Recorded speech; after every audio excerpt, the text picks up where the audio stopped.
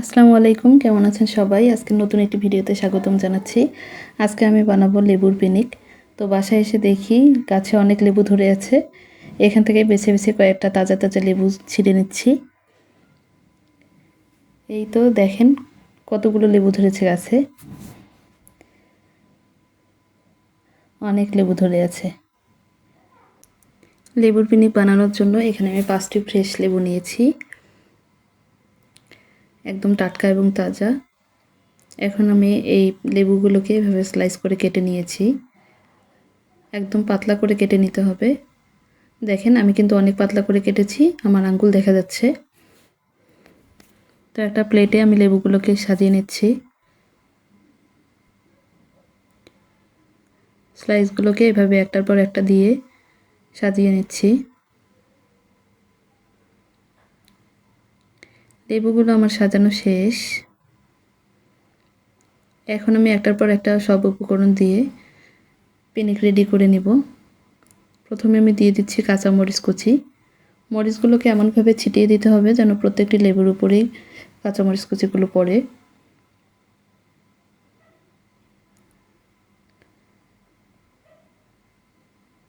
তারপরে দিয়ে নিচ্ছি শুকনো মরিচের গুঁড়া, যেটা আমরা তরকারিতে খাই।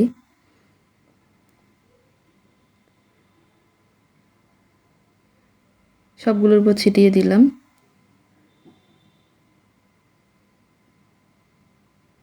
এখন আমি দিয়ে নিচ্ছি বিট লবণ।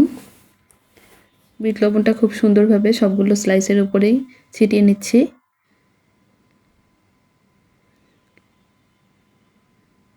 তারপরে দিয়ে নিচ্ছি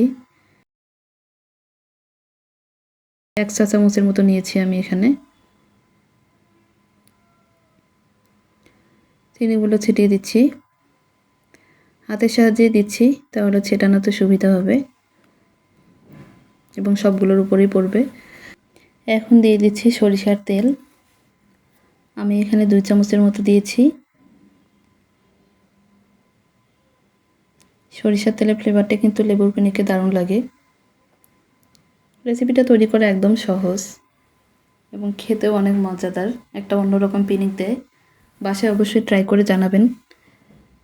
আমি দিয়ে নিচ্ছি সাধারণ খাবার লবণ, 1 চিমটি পরিমাণ দিয়েছি।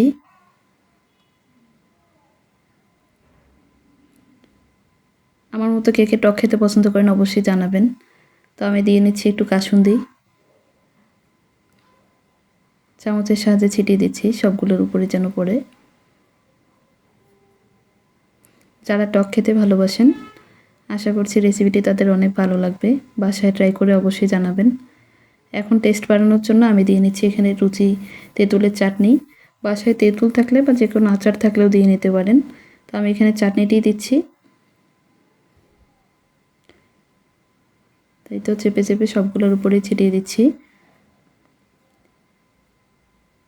এই চাটনির কারণে কিন্তু স্বাদ এবং ফ্লেভার আরও দ্বিগুণ বেড়ে যায়।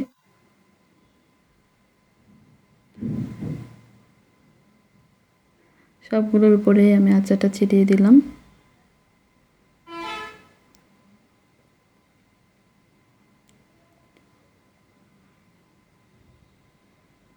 আমার রেসিপিগুলো ভালো লাগলে অবশ্যই চ্যানেলটি সাবস্ক্রাইব করে পাশে থাকবেন।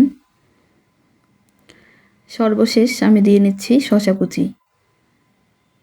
শসা কুচি করে কেটে নিয়েছি এবং ছিটিয়ে দিচ্ছি সবগুলোর উপরে। আমার লেবুর পিনিক তৈরি করা শেষ, এখন শুধু টেস্ট করার পালা। তো এই তো ফাইনাল লুক। আমি একটা খেয়ে দেখছি কেমন লাগে। খাওয়ার সাথে কিন্তু শরীরে একটা একদম ঝাঁকুনি এবং শিহরণ দিয়ে ওঠে। সবাই ট্রাই করে জানাবেন। ভালো থাকবেন।